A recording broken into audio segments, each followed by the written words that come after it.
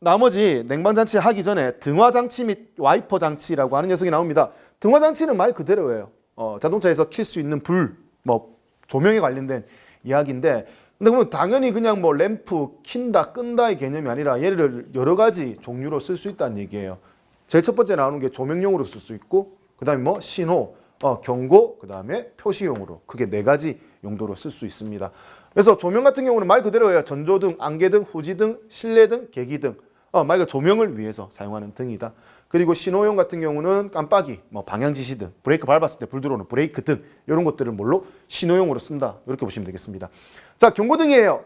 유압장치, 유압경고등, 그리고 뭐 충전경고등, 앞에서 배웠던 배터리 충전 불량 시에 경고등 뜰 수 있고요. 그 다음에 연료등, 뭐 브레이크 오일 등 이런 것들은 주행에 문제가 생길 수 있으니 미리미리 조치를 취해달라는 뜻에서 경고등을 띄우는 거죠. 자, 그 다음에 표시용입니다. 표시용. 후미등, 주차등, 번호등, 차폭등 이런 것들은 뭘로 표시하는 용도로 사용하는 등화장치다라는 정도 기억을 해주시면 되겠습니다. 자, 먼저 일단 전조등에 관련된 이야기가 나오는데요. 자, 이 전조등의 회로도가 간단하게 나와 있는데 이 회로도를 보시면요.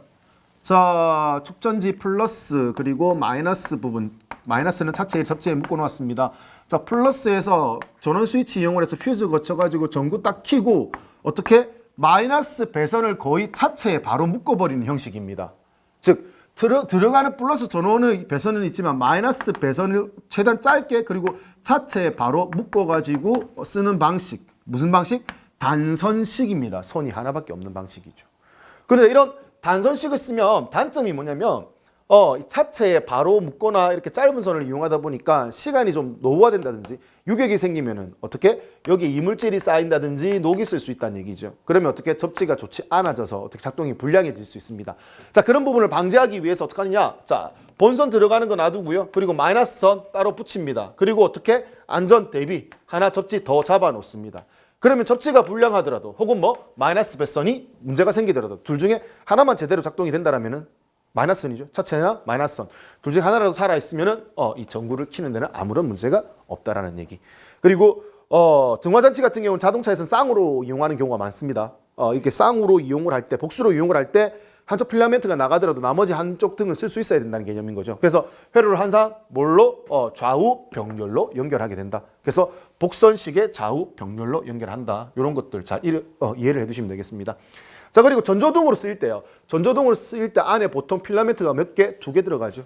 그래서 여러분들 흔히 아는 거 뭐 있어요? 상향등, 하향등 얘기했던 거 있지 않습니까? 그래서 평소에 주행할 때는 하향등, 뭐 고속도로, 그 다음에 뭐 좀 외진 도로에서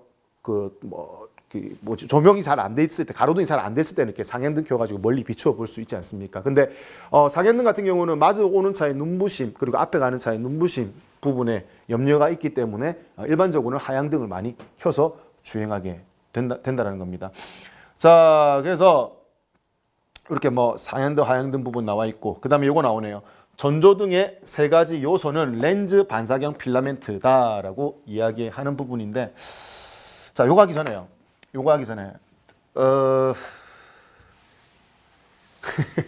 제가 교재에서 뺐어요. 제가 교재에서 뺀 게 있는데 뭘 뺐느냐. 여기 배선 있잖아요. 정비하시는 분들이 회로도라는 걸 보거든요.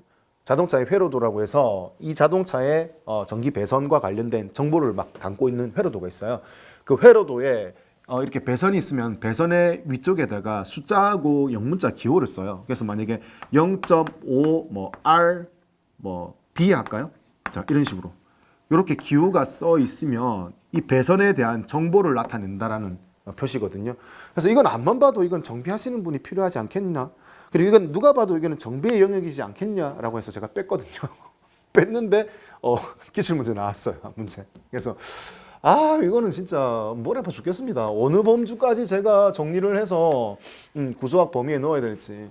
자꾸 정비에서도 문제가 나오기도 하고, 그리고 요 근래 들어서는 일반 기계공학에서도 문제가 나오기 시작하거든요. 그래서 어디 정도까지 제가 알려드려야 될지 참 좀 어떻게 보면 일반 기계공학 같은 문제는 범주에서 완전히 좀 벗어난다고 볼 수 있는데, 그죠?